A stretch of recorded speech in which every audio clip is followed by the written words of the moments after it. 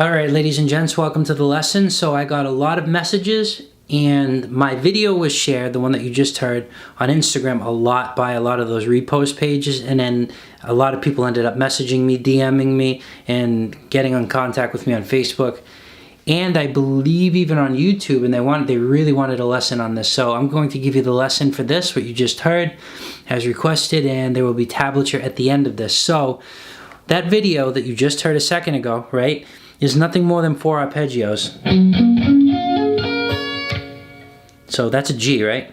And in the context of what we're playing, that's kind of like F. And then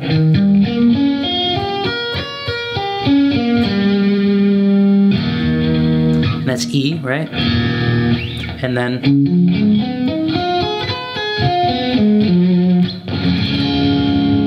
that's D. You can put the root there with the thumb, or not.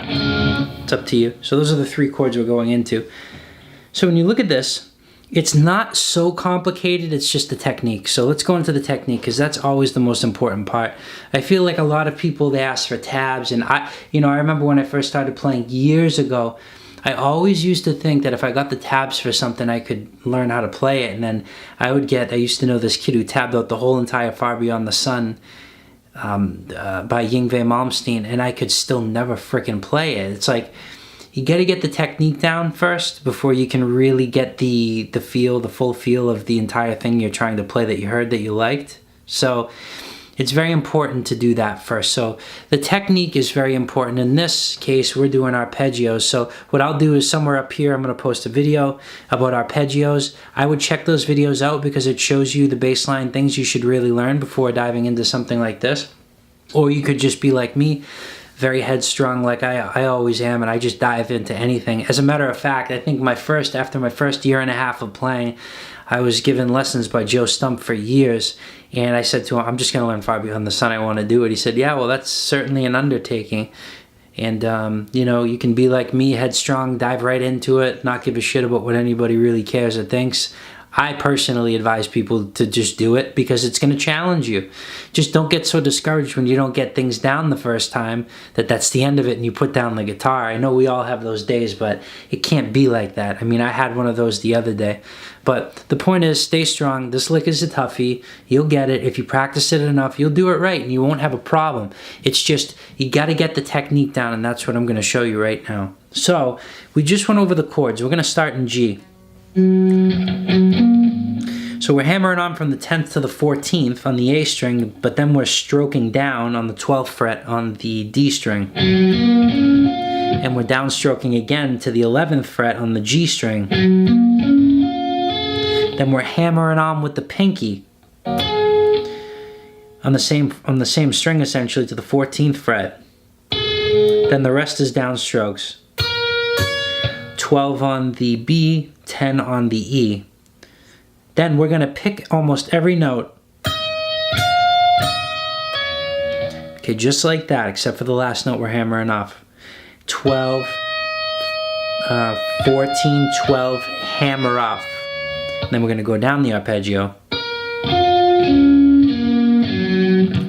So, you're going to notice when we do this, going up, there's an extra note that there's not when you're going down. For example, 1, 2, 3, 4, 5, that's the extra note to hammer on, 6, 7.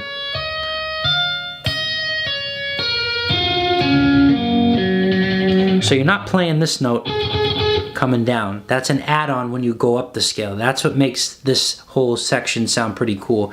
Also,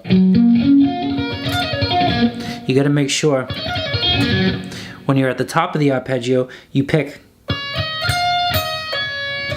those top 2 notes. I'm sorry, those top 3 notes we're playing on the high E here.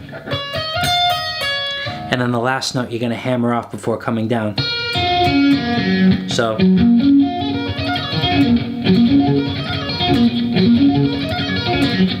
then it repeats over and over again. I played it 4 times, I believe, something like.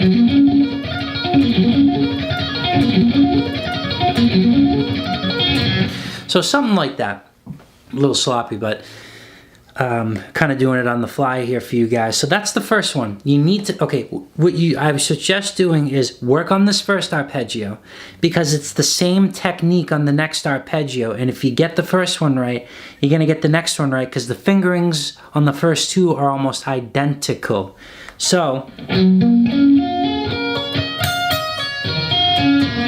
slow.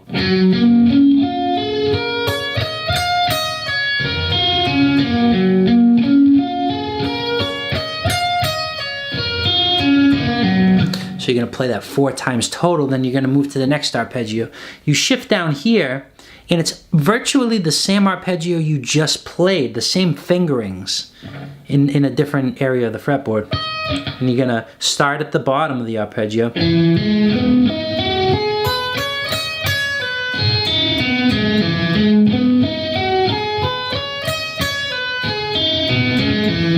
You're going to play that 4 times. So let's get the tabs on this. That's going to be, let's see here, 8, hammer onto 12 on the A. Then you're going to downstroke to the next string on the 10th fret. And then you're going to downstroke to the next string on the 9th fret, which is going to be the G string, right? And this is again where you're going to hammer on that note that's not going to be there when you go down the arpeggio, okay? So hammering on from 9 to 12 on that G string. And the next notes on the B string are 10, and then the high E is going to be 8. And this is the top part of the arpeggio when we do the picking with the right hand, which is going to be 8, 10, 12, 8, hammer off. Right down that arpeggio, but we're not putting that note, that extra note in going down. So again, we're going to play that, let's see, 4 times, and then we go to the next arpeggio.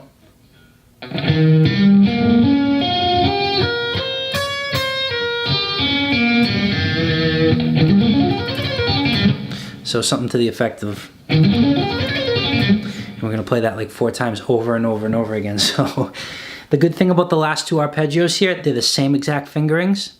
So all you have to do is just shift down. So really all you have to do is learn the technique for the first 1 and 2, because they're identical, the first 2 we played, and the last 2, that's it.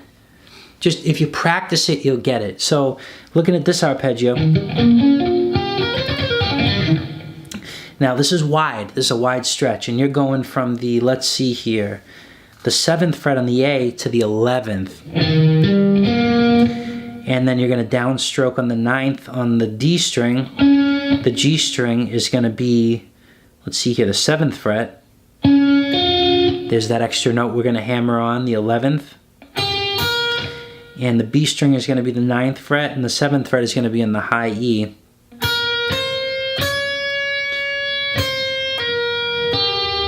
So coming down this arpeggio, okay, we're going to do that picking, alternate picking part at the top here and hammer off the last note, which is going to be 7, 9, 10, 9, hammer off 7, and then back down that arpeggio, which is going to be, slap that middle finger on the B string coming down the arpeggio at the 9th fret. Slap that index finger on the 7th fret on the G string. Whoops. And then you're going to play the 9th fret on the D. And then you're going to play right back down the arpeggio from the 11th. And then to the 7th, right? And that completes the arpeggio. And you're going to want to... Oh, let me try that again. Yeah, something like that. Now, you're going to do the same exact thing that I just did there. You're going to move this. You're going to move this position that you're playing right now down 2 frets, same fingerings, and play the same exact thing. So, let's try that again. So again, same exact technique. So again, going up, we're gonna have an extra note. Coming down, we're gonna have one less, makes it easier. So on the A string, we're gonna start on the 5th and hammer onto the 9th. Big stretch here. Downstroke on the D string to the 7th fret. And then hammer on, right? Oh, well, first we're gonna play the 5th fret, and then on the 5th fret on the G string, then we're gonna hammer onto the 9th. And then go right up the rest of the arpeggio, which is the B string on the 7th, and then the 5th fret on the high E. And then, oops, let's try that again.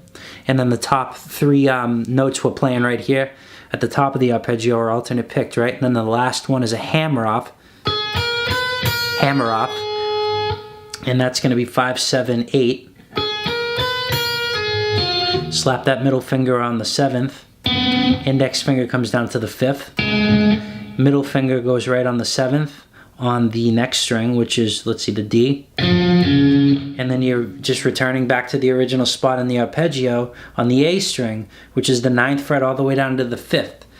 So my best advice to you on this, because the first 2 arpeggios are identical in fingerings, the second 2 arpeggios are identical in fingerings, learn them for their fingerings.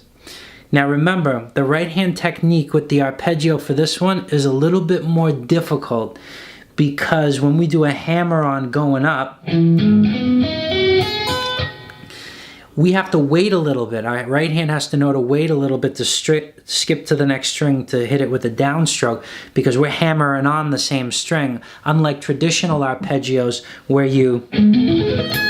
you're only playing 1 note per string on these arpeggios, except for like maybe the first and last string.